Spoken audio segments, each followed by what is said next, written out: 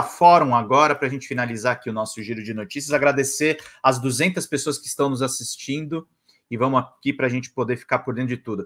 Tem um cara aí que fica falando que eu tenho leitura horrível, vai ler então no meu lugar, pô. Ué, cara chato. Eu já vi esse cara nos comentários aqui.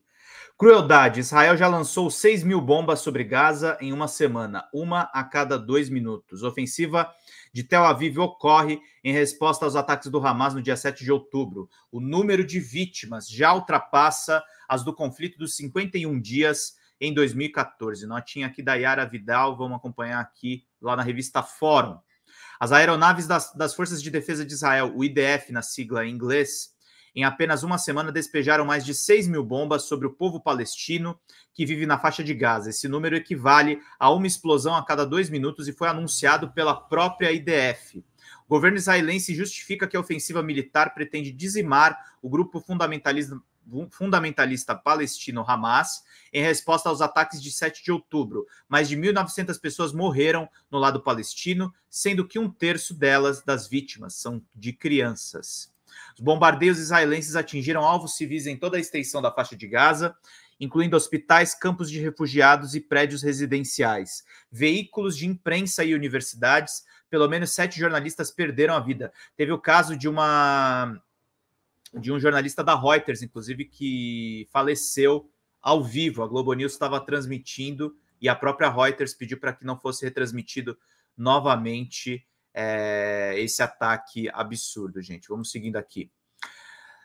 Os bombardeios israelenses atingiram alvos civis em toda a extensão da faixa de Gaza. Esse daqui Israel alega que seus alvos são as bases do Hamas e afirma que faz esforços para evitar danos a civis no território, que abriga 2,2 milhões de residentes. A situação é crítica na faixa de Gaza e muitos palestinos temem um massacre iminente, especialmente na região norte. Israel impôs um cerco total a Gaza e cortou o fornecimento de eletricidade, água e comida. A ajuda humanitária não tem previsão de entrega. É isso aí, Elaine, é inveja mesmo, acho que é um negócio meio doido, né? O pessoal no YouTube aqui às vezes tem umas reações que a gente fica de cara, né? Pelo menos 423 mil pessoas deixaram suas casas na faixa de Gaza nas últimas semanas, desculpem. Segundo as Nações Unidas, muitos palestinos têm uma história de deslocamento remontando a 1948, quando o Estado de Israel foi estabelecido e cerca de 750 mil palestinos foram expulsos das suas terras. Agora os palestinos temem um novo deslocamento em massa e um morticínio sem precedentes na região. Israel se prepara para uma possível invasão terrestre na faixa de Gaza, visando eliminar a liderança do Hamas e resgatar mais de 100 pessoas sequestradas por terroristas no sul de Israel, que estão sendo mantidas como reféns. O Hamas alega que pelo menos 13 reféns morreram nos bombardeios até o momento. Israel já realizou 2 grandes incursões na faixa de Gaza desde a retirada das suas tropas e colonos em 2005.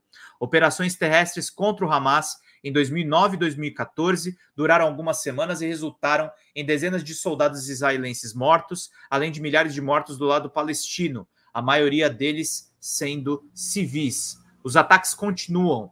Neste domingo, dia 15, aviões de guerra israelenses deram continuidade a ataques aéreos em várias áreas da faixa de Gaza, resultando em um número significativo de vítimas, sendo a maioria crianças e mulheres. A situação continua a se deteriorar, exacerbando a já grave crise humanitária na região. Deixa eu ver aqui um comentário que mandaram. Solange Fonseca, será que o Serviço Secreto já sabia da ação do Hamas e deixou ocorrer para justificar esse verdadeiro massacre ao povo palestino?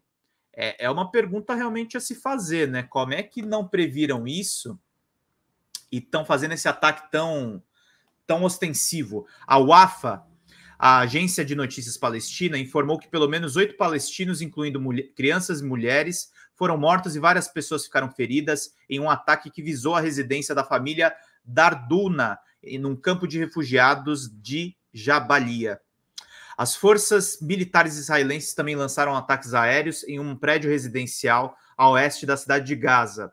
Os ataques resultaram em mais vítimas civis, incluindo crianças. Ambulâncias correram para o local para transportar os feridos para o hospital Al-Shifa, na parte ocidental da cidade. A Solange continua o comentário dela aqui, né? Deixa eu pegar aqui só um minutinho.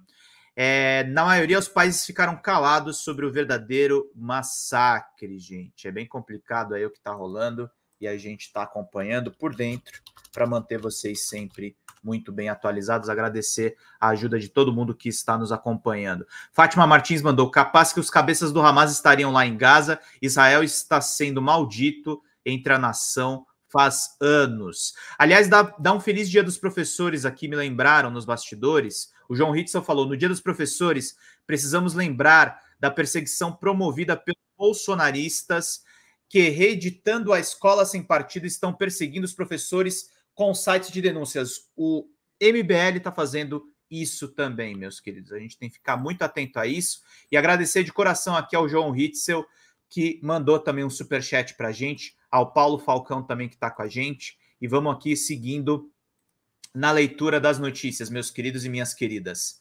Ao mesmo tempo, o fogo de artilharia israelense atingiu apartamentos residenciais na parte leste de Khan Yunis, na parte sul da faixa de Gaza. Pelo menos 3 palestinos foram mortos e outros ficaram feridos.